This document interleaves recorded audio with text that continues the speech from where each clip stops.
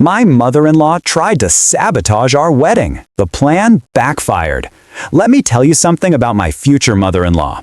From the moment I met her, I knew we were destined for war. It wasn't loud or obvious, it was a slow, simmering campaign of passive aggression, backhanded compliments, and pointed sighs. She saw me as an obstacle, a temporary inconvenience in her son's life.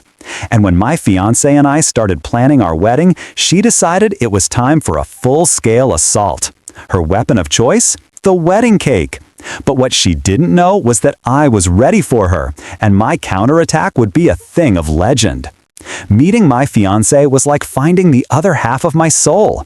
He was kind, funny, ambitious, and he treated me like a queen. Our relationship was a whirlwind romance that just made sense.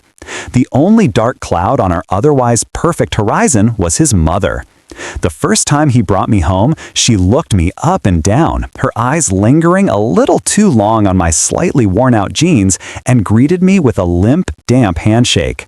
She called me Megan for the first 6 months we knew each other, even though my name is not Megan. Every time I corrected her, she would wave a dismissive hand and say, "Oh, whatever, it's all the same." It wasn't a mistake, it was a power play. The comments were a constant, low-grade hum of disapproval. If I talked about a promotion at work, she'd ask if my long hours meant her son would have to eat frozen dinners.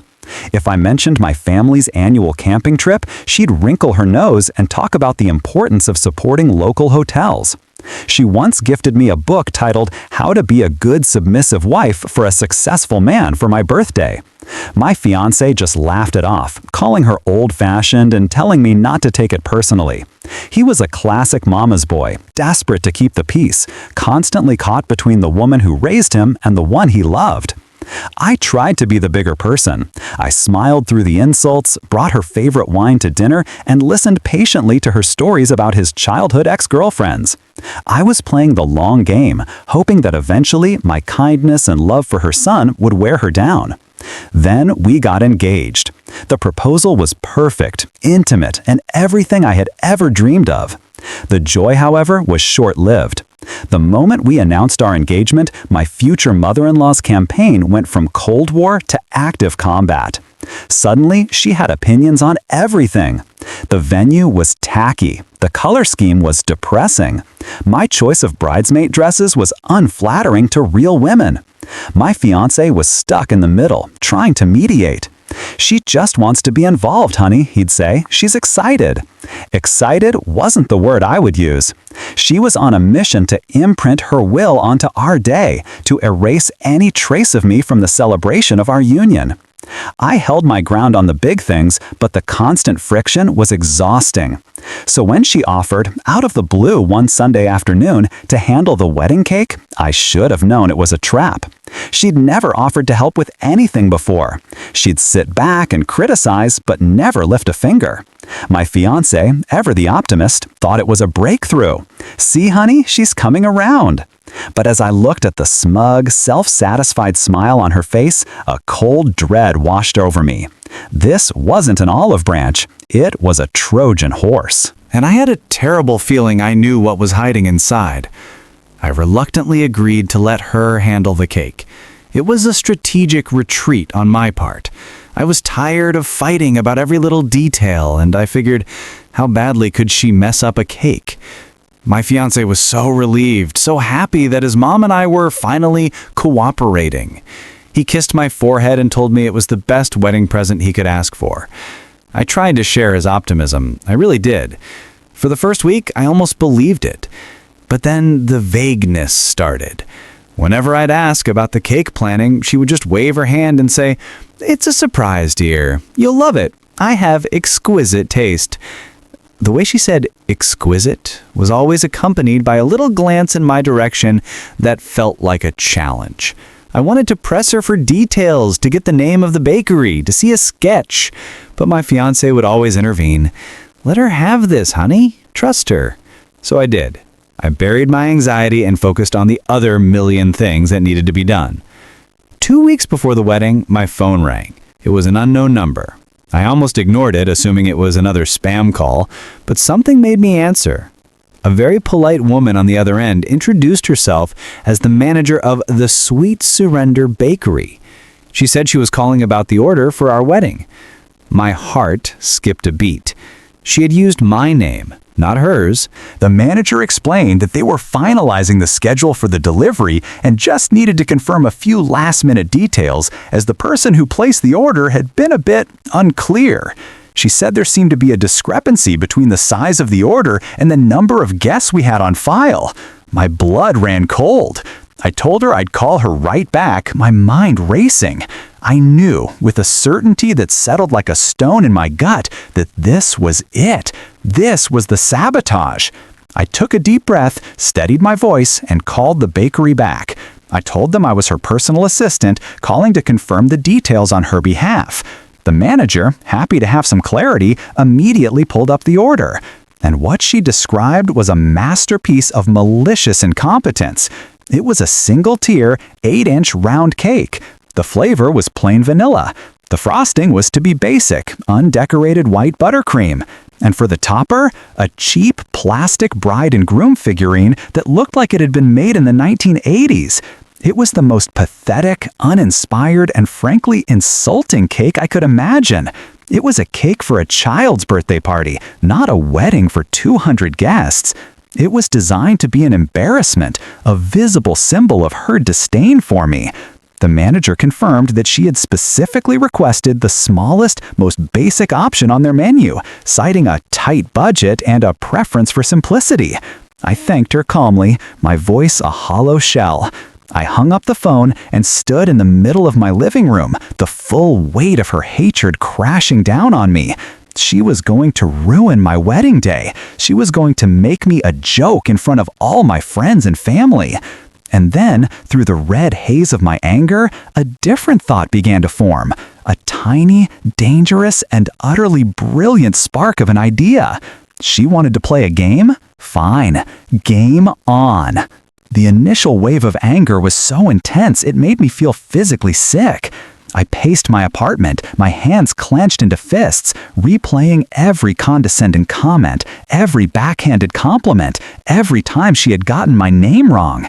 This was her endgame, not just to dislike me, but to publicly humiliate me on what was supposed to be the happiest day of my life. And the worst part was my fiancé's blind spot. He would see the pathetic cake, he'd see my disappointment, and he'd just tell me to be the bigger person, that it was the thought that counts. I knew I couldn't tell him. He would try to fix it, which would mean a confrontation with his mother, which would mean tears and drama and him begging me to just let it go. No, this had to be my fight, my victory. This wasn't just about a cake anymore, it was about setting a precedent for the rest of our marriage. I needed to show her and myself that I would not be a doormat. I sat down at my kitchen table, my mind whirring. The plan started to take shape, a deliciously wicked scheme that made a slow smile spread across my face. I picked up my phone and called the Sweet Surrender Bakery back for the third time that day. This time, I didn't use a fake name. I introduced myself as the bride. There was a moment of silence on the other end, and then the manager's voice, warm with understanding, said, "I had a feeling you might be calling back." I didn't have to explain much. She got it. She'd seen this kind of family drama before. I laid out my idea, and she was not only on board, she seemed thrilled to be a part of it. We spent the next hour designing the cake of my absolute dreams. We went from a pathetic 8-inch single tier to a magnificent 5-tiered behemoth. The bottom tier would be a rich, dark chocolate fudge, the next a red velvet, then a lemon raspberry, a salted caramel, and the top tier, a classic vanilla for us to save. The frosting would be a pristine white buttercream, but it would be adorned with cascading, hand-sculpted sugar flowers in our wedding colors, deep burgundy, dusty rose, and sage green. And the final touch? Delicate, edible gold leaf dusted across the petals. It was extravagant, it was opulent, and it was the complete and total opposite of the monstrosity she had ordered. We worked out the logistics. The bakery would still make her sad little cake. They would deliver it to the venue in the morning as planned. It would sit there, a monument to her malice, all day. Then, about an hour into the reception, after the initial toasts but before the cake cutting, a second delivery van would arrive. That van would carry my masterpiece. The staff would be briefed to be swift and discreet, swapping the cakes with the efficiency of a pit crew. But the most crucial part of the plan, the cherry on top of this beautiful revenge-flavored sundae, was the payment. I gave the bakery my credit card for the deposit. Then I gave them her email address. I instructed them to send the final itemized invoice, the one with the new astronomically higher total, to her. And I asked them to time the email to be delivered at precisely 7:30 p.m. on the night of the wedding, just as the best man was finishing his toast. The baker laughed, a genuine, delighted laugh. "It will be my pleasure," she said. I hung up the phone, my heart pounding with a mixture of terror and pure, unadulterated exhilaration. The trap was set. All I had to do now was walk through my wedding day with a secret smile, waiting for the other shoe to drop. The day of the wedding dawned bright and so utterly her that I almost laughed. Instead, I just gave her my most serene, grateful smile. "Oh, thank you so much. I'm sure it's just perfect. You have such wonderful taste." The flicker of confusion in her eyes was my first small victory. The ceremony was a beautiful blur. I remember the look on my fiancé's face as I walked down the aisle, a look of pure, unadulterated love that made my heart feel like it might burst. We said our vows, we kissed, and we were married. In that moment, surrounded by our loved ones, the drama with his mother felt a million miles away. We were swept into a whirlwind of photos and congratulations, and for a while, I was just a happy bride, lost in the joy of the day. It wasn't until we entered the reception hall that the reality of the situation came crashing back. The room looked stunning, decorated exactly as I had envisioned. And there, on a small, lonely table off to the side of the dance floor, sat the cake. It was even worse than I had pictured. The white frosting was lumpy and uneven. The plastic topper was crooked. It looked sad, cheap, and utterly pathetic. It was an insult sitting in the middle of my beautiful party. I saw her holding court with a group of her relatives, and every few minutes she would glance over at the cake and then at me, a smug little smirk playing on her lips. She was savoring this, savoring the anticipation of my public humiliation. My fiancé, bless his heart, saw the cake and his face fell. He came over to me, his voice low. "Honey, I'm so sorry. I don't know what she was thinking. We can just not cut it. We can say we forgot." I squeezed his hand. "No, it's okay," I said, my voice steady. "It's her gift. We should honor it." He looked at me, relieved and a little confused. I just smiled. The guests were starting to find their seats, the music was swelling, and the atmosphere was electric. I caught her eye one last time. She raised her glass to me in a mock salute. I knew she thought she had already won. The DJ tapped his microphone, his voice booming through the hall. "Ladies and gentlemen, if you could please take your seats, it's time for the toasts." My heart gave a little leap. The show was about to begin. The room quieted down as the best man, my fiancé's older brother, walked to the podium. He told a few hilarious, slightly embarrassing stories about their childhood and ended with a heartfelt speech about how happy he was to see his brother so in love. Everyone cheered, and I felt a genuine warmth spread through my chest. Next was my maid of honor, who made me cry with a beautiful speech about our friendship. Then, the moment I had been both dreading and anticipating. The DJ announced, "And now, the mother of the groom would like to say a few words." A hush fell over the crowd as she glided to the microphone, a picture of self-satisfaction. She adjusted the mic, her eyes scanning the room before landing on me. Her toast was a masterclass in passive aggression, a 5-minute-long monologue thinly veiled as well wishes. She started by talking about how much her son had grown, how he was always a surprising child who made interesting choices. She spoke of the importance of family and how family means accepting people, even when they're not quite what you expected. She talked about tradition and legacy and how some people just don't seem to value the things that are truly important. Every sentence was a carefully crafted dart aimed directly at me. The room grew in confused applause. Most just sat in stunned silence.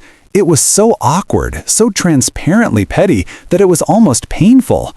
The smirk on her face was triumphant. She thought she had done it. She had publicly shamed me, made me feel small, and asserted her dominance in front of everyone.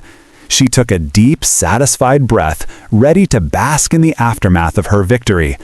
But just as the awkward silence reached its peak, the heavy double doors at the back of the reception hall swung open with a soft whoosh. Two people from the bakery, dressed in crisp black uniforms, wheeled in a large draped object on a heavy-duty cart. It was tall, wide, and completely covered in a pristine white cloth. All heads turned from the pathetic little cake to this new, mysterious arrival. Her triumphant smirk faltered, replaced by a look of confusion. The staff moved with quiet purpose, wheeling the cart directly to the center of the head table, the place of honor. They positioned it carefully, then, with a synchronized motion, they reached for the cloth. I held my breath. This was it, the moment of truth. With a gentle pull, they whisked the cover away, revealing what was underneath. A collective gasp went through the room. It was breathtaking. It was more beautiful than I had even imagined. The 5 tiers stood proudly, adorned with the intricate sugar flowers and shimmering gold leaf. It was a work of art, a masterpiece of confectionery that looked like it belonged on the cover of a magazine. The staff then moved with quiet efficiency to the side table, picked up her tiny, ugly cake, and discreetly wheeled it out of the room as if it were a mistake that needed correcting. The entire room was transfixed by the magnificent cake in the center of the room. All eyes, however, slowly turned to her. The look on her face was something I will treasure for the rest of my life. It was a rapid-fire sequence of emotions, each one more satisfying than the last. First, there was pure, unadulterated shock. Her jaw literally dropped, her mouth hanging open in a perfect O of disbelief. Her eyes, wide and unblinking, darted from the magnificent cake to the empty space where her pathetic offering had just been, as if trying to reconcile the two realities. Then came the confusion, a deep, furrowed brow bewilderment. This wasn't part of her plan. This was an unforeseen variable, a glitch in her matrix of malice. The smugness was gone, evaporated like a puddle in the desert. In its place was a dawning, creeping horror. She was losing control of the room, of the narrative. The guests were no longer looking at her with awkward pity. They were looking at her with a mixture of awe and suspicion. The whisper started, a low hum of, "Wow, and where did that come from?" And that's when the second part of the plan was executed. As if on cue, I saw her fumble in her beaded clutch, her hands shaking slightly. She pulled out her smartphone, her face pale. A notification banner had just popped up on her screen. From my seat, I couldn't read it, but I knew exactly what it was. I knew the subject line, "Invoice from the Sweet Surrender Bakery." I watched as her thumb, trembling, tapped the screen to open the email. Her eyes scanned the text, growing wider and more panicked with each line. She saw the itemized list, the 5 tiers, the custom flavors, the hand-sculpted sugar flowers, the edible gold leaf, the delivery and setup fee. She saw the deposit amount, which she would know she hadn't paid. And then her eyes landed on the grand total at the bottom of the invoice. It was a number that could make a strong person weep. It was a work of art, 5-tiered, "You just tried to humiliate my wife" price tag. Her face went from pale to a mottled, blotchy red. The phone almost slipped from her grasp. She looked up from the screen, her eyes wild, and scanned the room. They landed on me. For the first time ever, there was no pretense, no passive aggression, no condescension. There was only raw, unfiltered fury and the dawning, sickening realization of what had just happened. She hadn't sabotaged my wedding, she had funded the most spectacular part of it. The plan hadn't just backfired, it had exploded in her face like a firework of glorious, poetic justice. My new husband was at her side in an instant, his face a mask of concern and confusion. "Mom, what's wrong? What is it?" But she couldn't speak. She just stood there, gaping at the cake, then at me, her entire carefully constructed world crumbling around her. I simply raised my champagne glass to her in a slow, deliberate toast, a serene, knowing smile on my face. The message was clear: checkmate. The aftermath was a beautiful, chaotic symphony. My husband was trying to get a coherent sentence out of his mother, who was sputtering and pointing, her face a mask of apoplectic rage. That cake, the bill," she finally managed to choke out, her voice a strangled whisper. But he wasn't looking at her. He was looking at me, his expression shifting from confusion to dawning comprehension. He saw the smile on my face, the calm in my demeanor, and he put the pieces together. I didn't need to say a word. He just shook his head, a slow smile spreading across his own lips. He took my hand, gave it a squeeze that said everything, and led me away from the brewing storm and towards our magnificent cake.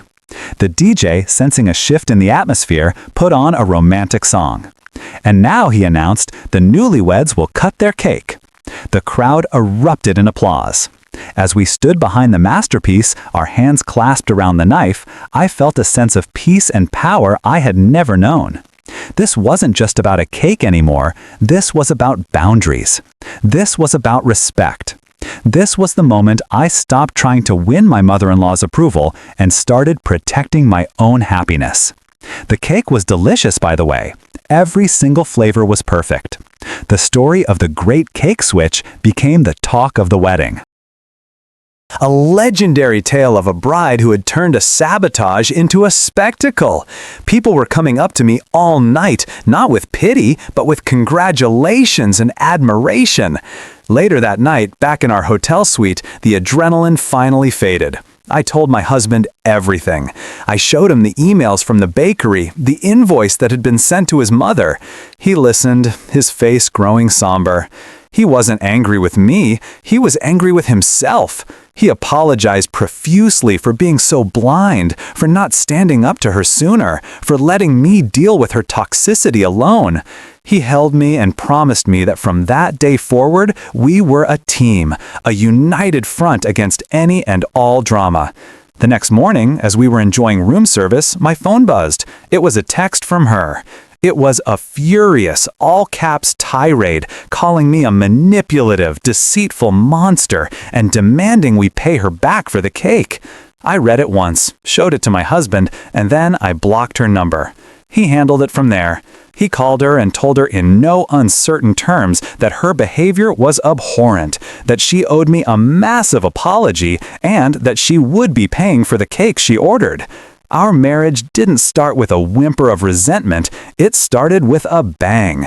Her plan didn't just backfire, it was the catalyst that forged our bond in fire.